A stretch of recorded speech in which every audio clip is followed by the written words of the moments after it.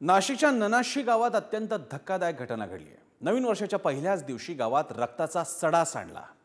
रक्ताचं थेंब टिपकवणारं शीर आणि शस्त्र घेऊन मारेकरी पोलीस चौकीत हजर झाला। त्याने गुन्ह्याची कबुलीही दिली। काय घडलं नेमकं आणि इतक्या निर्घृणपणे ही हत्या का करण्यात आली, पाहूया याविषयीचा धक्कादायक रिपोर्ट। हे दृश्य इतकी भयावह आहेत की तुमच्या अंगाचा थरकाप उडेल। क्रूरतेच्या सीमा ओलांडून माणूस इतकं निर्घृण कृत्य कसं करू शकतो, हा अंगावर काटा आणणारा प्रश्नही पडेल। ही दृश्य जरी आम्ही दाखवू शकत नसलो तरी पालकांचा हा हृदय पिळवटून टाकणारा आक्रोश ऐकून या घटनेचं गांभीर्य तुमच्या लक्षात येईल। लेकीचं लग्न मोडल्याच्या संशयातून थेट शिरच्छेद केल्याच्या घटनेनं खळबळ माजली आहे।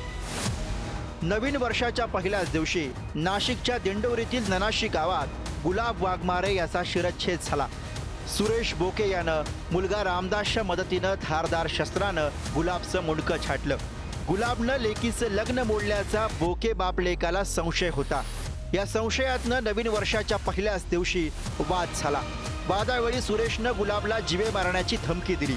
सुरेशकडून गुलाबला वारंवार जीवे मारण्याच्या धमक्या मिळायच्या, त्यामुळे गुलाबनं नेहमीप्रमाणे दुर्लक्ष करून दिनचर्येला सुरुवात केली।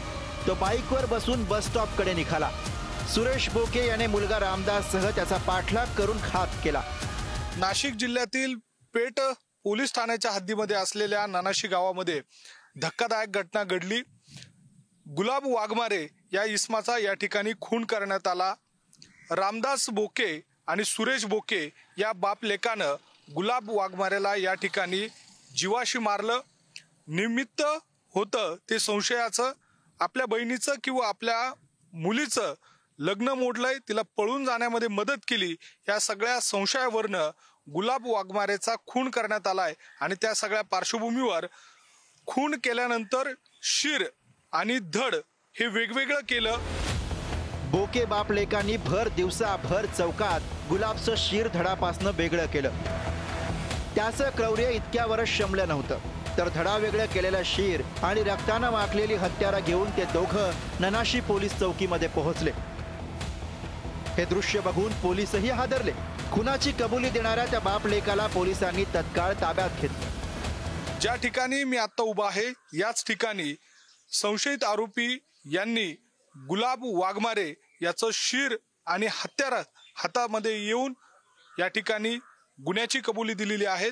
थेट पोलीस कर्मचारी आणि अधिकाऱ्यांनी हा संपूर्ण प्रकार बघितल्यानंतर या संपूर्ण परिसरामध्ये खळबळ उडालेली आहे। दोघा आरोपींनी गुन्ह्याची कबुली दिली। पोलिसांनी त्यांच्या विरोधात गुन्हा नोंदवून बेड्या ठोकल्या। लेकीचं लग्न गुलाबनं मोडल्याच्या संशयातून बोके पिता पुत्रानं हा टोकाचा निर्णय घेतल्याचं समोर आलंय। आरोपी सुरेश बोके आणि गुलाब वाघमारे हे एक प्रकारे जुन्या याच्यातले जवळचे मित्र होते, परंतु सुरेश बोकेंचा असा राग होता की गुलाब वाघमारे याच्यामुळे माझ्या मुलीचे जमलेला विवाह आहे हा तुटलेला आहे आणि माझ्या मुलीच्या विवाहासाठी हा बाध्य ठरतो आहे, अशी एक त्यांची धारणा झाली होती। आणि त्या रागापोटी त्याने मुलीचं लग्न किंवा जमत नाही की जमलेलं तुटतंय अशा रागापोटी त्याने गुलाब याचा तो कालक निर्गुण खून केलेला आहे। लेकीचं लग्न मोडल्याच्या संशयातनं बोके आणि वाघमारे यांच्यामध्ये अनेकदा वाद झाले होते। ननाशी पोलीस चौकीपर्यंत हा वाद पोहोचला होता। हत्येची धमकी दिल्याची ही कल्पना गुलाबनं पोलिसांना दिल्याचं त्याचे कुटुंबीय सांगतात। गुलाबच्या हत्येला पोलिसांचा हलगर्जीपणा सुद्धा तितकाच कारणीभूत असल्याचा आरोप ते करतात। दुसरा दिवस उजाडला तरी सुद्धा गुलाबच्या मृतदेहावरती अंत्यसंस्कार झालेले नाहीयेत। गावात तणावाचं वातावरण आहे। खुन्यांना फाशीची शिक्षा सुनावण्याची मागणी संतप्त नातेवाईक करताना दिसतात। माझ्या पोटाला खाज पडली, मला पोचणार माझा पोर गेला, माझी सुनाला कामाला पाहिजे, माझी सुना 7 पोरा पोचल कशी काय माझी सून, हे वाटली पोरा का तिला निघता येत नाही, का पोळी आणता येत नाही, का कोणाची मजुरी माहीत नाही। माझ्या पोटाला खाज, माझी बाई करेल काय, त्याला फाशीची शिक्षा करा भाऊ। त्याचा मुलगा आणि तो गाडीवर होते मोटरसायकलीवर, त्यांनी लगे मानेवर हल्ला केला, खाली पाडलं.